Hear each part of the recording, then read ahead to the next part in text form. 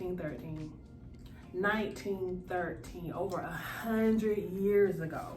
The things that they were going through at that period, they just wanted to be counted as individuals, as Black women, as people. How can we help each other? How can we improve, things that's going on in our daily lives? And so if you keep that in mind, and you see a reflection in that, how could you possibly idolize that? Come on, yeah. I see you, Deanna. Okay, Gia. DST, D9. Let's go, let's go, let's go. It's violets and pearls with the Delta girls, wearing crimson and cream, call them chocolate supremes. And if you're shopping for things like popular things, they got all of the things from clothes to jewelry. It's a dream to talk about things the D9 way. It feels good to be Greek and change lives, man. It feels good to uplift, to give back and speak facts. Violets and pearls is where it's at. Come on, yeah. VMP, everybody say. So Deanna, I know that you've been seeing a lot of these videos circulating on YouTube and even on social media about denouncing organizations, people denouncing their membership. Oh yeah. What do you think about that? Girl, what are they denouncing? Delta? Yeah, some of them were denouncing Delta. I've seen other organizations also being denounced. I saw a couple collectively, gave their experience, and at the end they denounced their membership together. Yeah, I get that part but what exactly are they denouncing? Like, what is it to denounce when it comes to Delta Sigma Theta? So yeah, I got plenty of thoughts on this. Because I've seen a few videos, and a lot of the girls are like, I just was putting Delta before everything, and basically to me they were worshiping Delta Sigma Theta. And so I'm like, what in Delta Sigma Theta are you worshiping the letters? Like, are you worshiping, what are you worshiping? Because it's a non-profit organization. Like, we're here to help the community. Like, what exactly is so bad that God would make you denounce it? Like, or did you have the wrong frame of mind? Right, and obviously from, our experience with our sorority is founded on Christian principles. Absolutely. Right? Yeah. And we know as Christians that you do not put anything before God. Like, right. You don't idolize and you don't put anything before God. Mm-hmm. So, yeah, the bigger question is, okay, what's going on with you and your experience to get to a point where you felt that the need to denounce, your affiliation as a member of an organization that at some point you thought was great for you, an enhancement for you, at the very least. So it does make me wonder, like, okay, what really happened? Because I've watched a few videos, and not just videos of those who denounce Delta, but other organizations as well. And there is a repetition in terms of like them feeling like they're idolizing the sorority or the fraternity, because I saw a couple videos of men denouncing their affiliation with the fraternity, and they're alluding to the fact that they've been idolizing it. And I'm thinking, like, I know from my experience, I've never been pressured or put in a position to idolize anything. No. That's a personal decision and a personal choice. And when you are so consumed in anything, or anybody, right, that's a possibility of happening. You put all these things before God, and people idolize the world. Absolutely. Right? Yeah. You're gonna denounce the world? People idolize their children. People idolize their children. People idolize other people that have made history, that have made impact in the community. So I think, honestly, when you're talking about denouncing an organization and you're publicizing it, right? For what? Based on your personal experience, you got to be very careful, because it's almost like you're putting the responsibility on the organization, or the organization did this, the organization did that, and you're not taking responsibility as the individual of saying how you allowed yourself to be overconsumed by your own idle thoughts. Right. You were doing way too much. I mean, honestly, if we break it down, what Delta Sigma Theta and all these other Black Greek organizations are, we are helping our community. We're empowering, each other. We're trying to build wealth. We're trying to help the youth. I've yet to find something in that says I should pull away from it, unless I'm not concentrating on what those founding principles are. I must be outside of that. Right. You have to be, right? Yeah. And I will say that when you get down to our organizations have like rituals and things of that nature that are sacred to the foundation of it.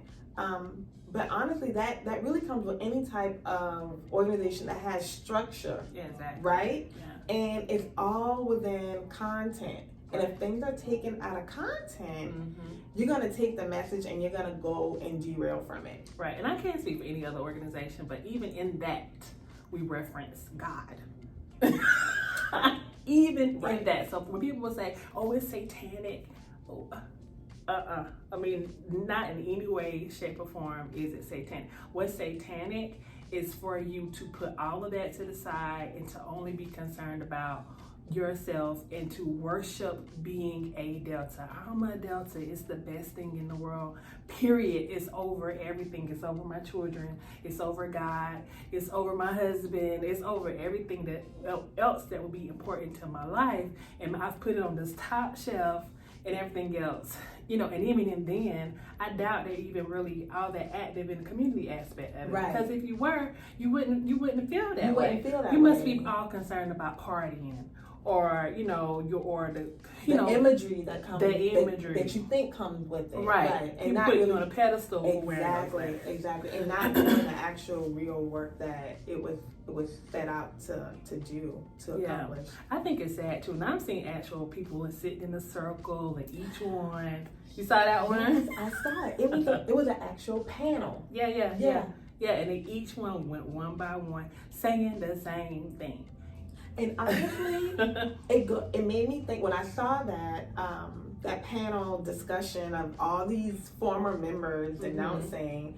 It made me think about one of our past episodes when we talked about reasons why you shouldn't join a sorority, and I'm like, they nailed it. Right. They nailed it. They joined for the wrong reasons. Yeah. Right. Some of these people admitted that they were joining to become popular and to make friends. And while that is something that may come along with the territory, that should not be one of your reasonings for wanting to join. And we said that, and it makes perfect sense. Yeah, because it puts everything out of order. Exactly. Like, that's not what it's here for. Let's get down to the founding principles. If you look at what our founders, why they did this in the first place, it had nothing to do with any of that. They were trying, we're talking about 1913,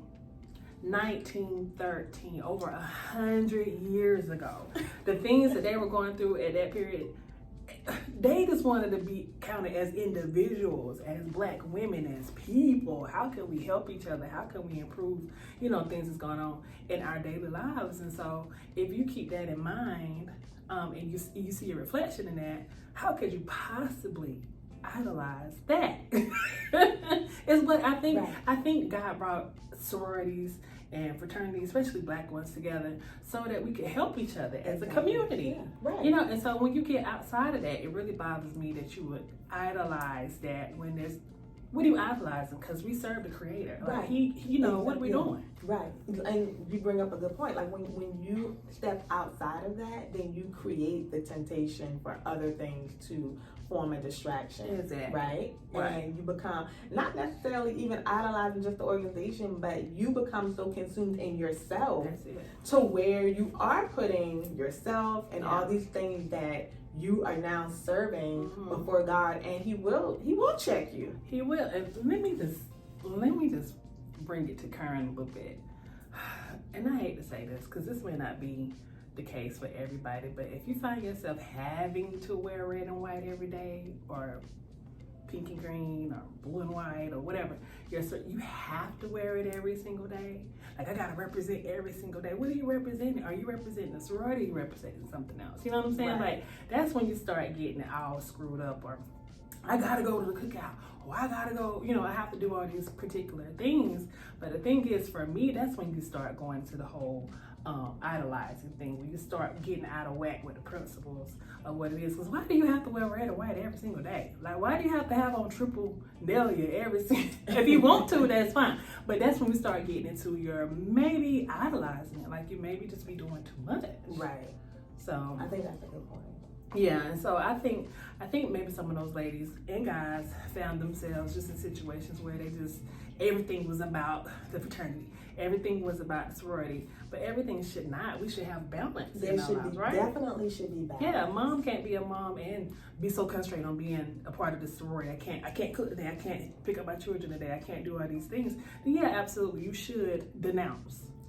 Denounce at that part if you're competing with life, because these women had full lives. Our founders, who I'm talking about, had full lives. They were in college and they just wanted to better their community, but at the same time they didn't lose themselves in these organizations. Right.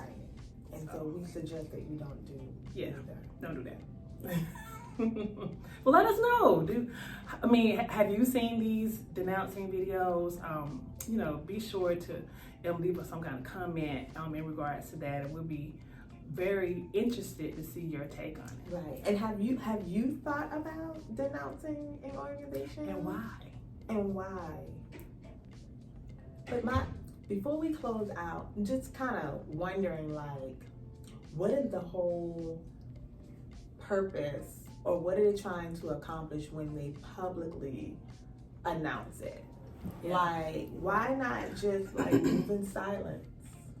Just move in silence. Only thing I can come up with is when you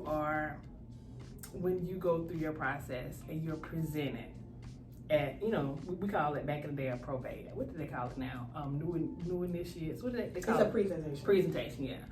That's the only thing I can come up with, because you're presented to all these people. But even still, you're not doing it to the internet. Like, you're only doing it to a certain number of people. Right. But I mean, again, and I get what you're saying. So yeah, people will know you, whoever came to support you, or, you went to college with, or, through grad chapter, whatever your, the process looked like. Mm-hmm. But if you decide to, we're changing topics a little bit, but if you decide to leave a church, yeah. Right? Uh-huh. I don't recall anyone going to the front of the church saying, all right, it's been nice, but I'm going to go over to the tabernacle across the street, or I'm leaving the church for good for whatever reason. That's not happening. Not only that, but to get on like a platform like a Facebook or something. Right. Say, I'm leaving this church. Yeah. Because such, but you're right. What is it? Because it's a national organization that you feel the need to try to, like, I'm leaving and this why, because you're trying to make them look bad, but they have nothing to do with you idolizing them. Exactly. You can blame them for that. Exactly. And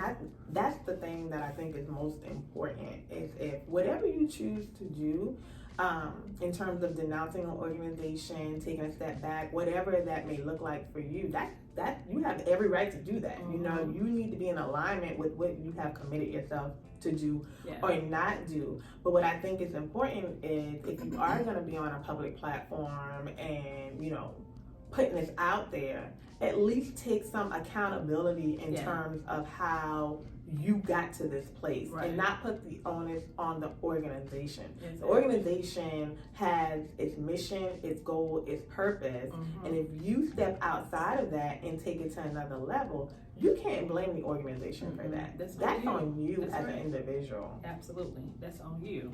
And same thing with anything else. Like, if you worship your children, it's not their. They just were born. You know what I'm saying? Or a person, or a job. You have to take, because when it's all said and done, and if we're going to stay in this whole thought of being a Christian, when you get before God, He's not going to blame this organization. He's going to be looking at you. What did you do while you was? Right. Why did you put that before me? So, right. So I would just say, everybody, that is toiling with this whole denounce thing. Yeah. Maybe you should denounce if you find yourself in those predicaments, but at the same time, maybe you made a wrong call when you joined the first. Right. No, I agree. I think denouncing is definitely necessary if your priorities are out of order. Yeah, I agree. All right, tell us what you think, how you enjoyed this conversation. Let us know your thoughts about this whole denouncing and then publicizing it. Like, Yeah. let us know your thoughts. All right. All right. See you soon. Bye.